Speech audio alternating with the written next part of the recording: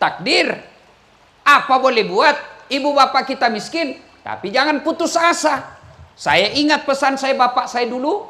Dia bilang bahasa Bugis, ambokmu kasiasi, indokmu kasiasi, tapi pungalah tala sogi. Bahasa Bugis, bahasa Indonesianya.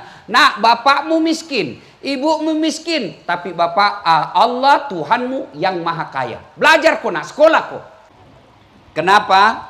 Pak Kiai, saya ini bukan alumni pondok pesantren. Satu-satunya pesantren yang pernah saya ikuti pesantren kilat.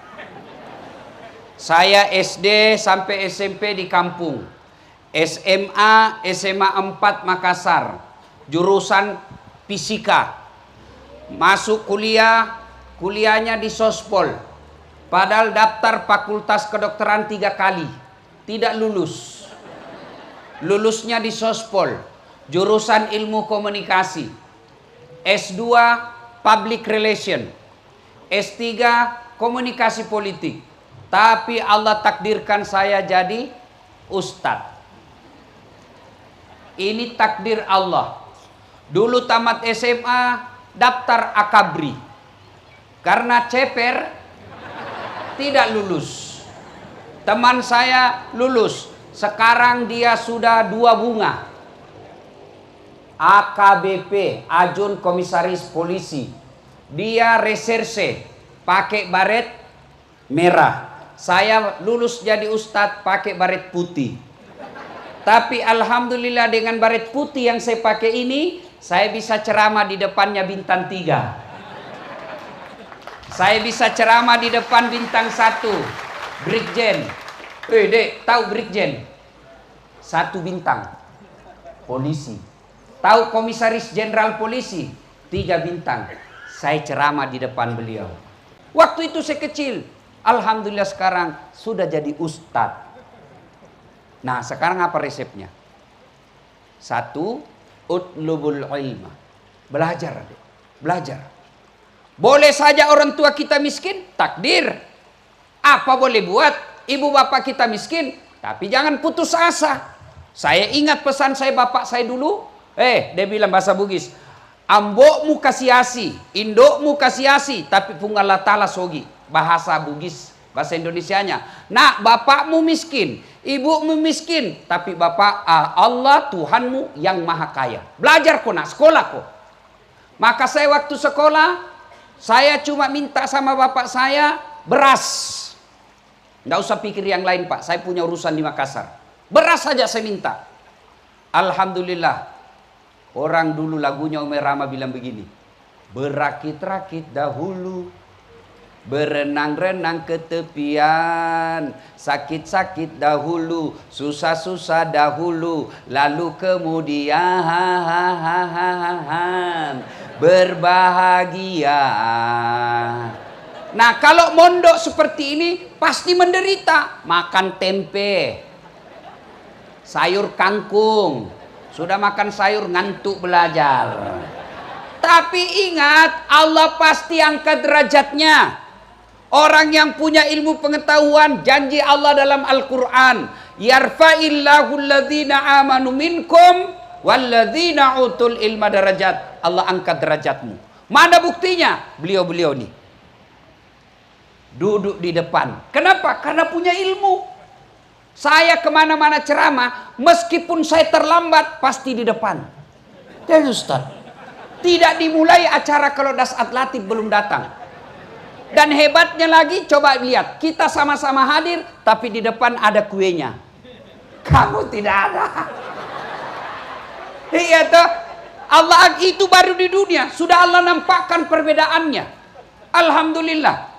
Ada kawan saya juga doktor, S3 juga dari luar negeri, tapi tidak lancar ngaji. Allah derajatkan dia karena dia tidak baik ilmu agamanya, di belakang dia duduk. Padahal dia doktor. Tapi kenapa dia di belakang? Karena takut disuruh imam. Maka Allah katakan iman ilmu. Kalau mau diangkat derajatnya harus sejajar ini. Tidak boleh ketinggalan iman, tidak boleh ketinggalan ilmu umum. Maka sejajar iman, ilmu. Maka di pesantrenlah tempatnya. Tapi alhamdulillah ya adik-adik sekalian, Meskipun ilmu matematika tinggi, hafal hadis ribuan, ayatnya satu Quran dia hafal, tapi tidak punya adab, kalian nilainya di hadapan Allah nol. Maka puncak dari semua ilmu itu adab. Disinilah pesantren diajarkan. Sekolah umum kadangkala tinggi sekolahnya, tinggi pangkatnya, banyak hafalannya, tapi kalau tidak punya adab, tidak ada gunanya. Coba lihat kalau di pesantren, lewat depan guru kan gini. Kalau sekolah umum, lewat gurunya. Tidak ada gunanya itu, tidak ada gunanya. Maka adik-adik sekalian, ketika kalian keluar dari pondok ini, tetap pelihara adab. Ini yang banyak sekarang ditinggalkan anak-anak belajar agama. Hafal Quran, hafal hadis, tapi belajarnya di YouTube. Akhirnya apa? Oh, hebat ceramah tapi tidak ada adab. Mana bukti? Contoh, yang paling saya jengkel. Karena itu ada yang mengajarkan tidak boleh doa bersama selesai sholat. Tidak ada zikir berjamaah selesai sholat. Karena tidak ada pada zaman Nabi. Akhirnya apa? Assalamualaikum warahmatullahi. Assalamualaikum warahmatullahi. Langsung dia duduk di depan. Duduk di depan itu. Karena dia anggap orang doa bersama itu orang yang sesat. Akhirnya dia tinggalkan. Assalamualaikum. Itu adab masalah. Saya kalau dapat langsung saya pukul pantatnya. Tak. Kalau kau tidak mau doa bersama, di belakang kau duduk. Kau tidak langkah-langkai gurumu. Itu adab. Adab yang paling penting adik-adik sekalian, ini adab. Ilmu yang paling tinggi itu adab. Maka Rasulullah pernah ditanya, ya Rasulullah, untuk apa kau diutus ke muka bumi ini? Liutammimal makarimal akhlak. Memperbaiki akhlak manusia. Kalau kalian cerdas tidak punya adab, kau tidak kalah cerdas komputer. Kalau hanya cerdas tidak punya adab, tidak kau kalah Google. Coba Google, semua ilmu dia tahu. Coba ketik saja Dasat Latif, langsung muncul data-datanya.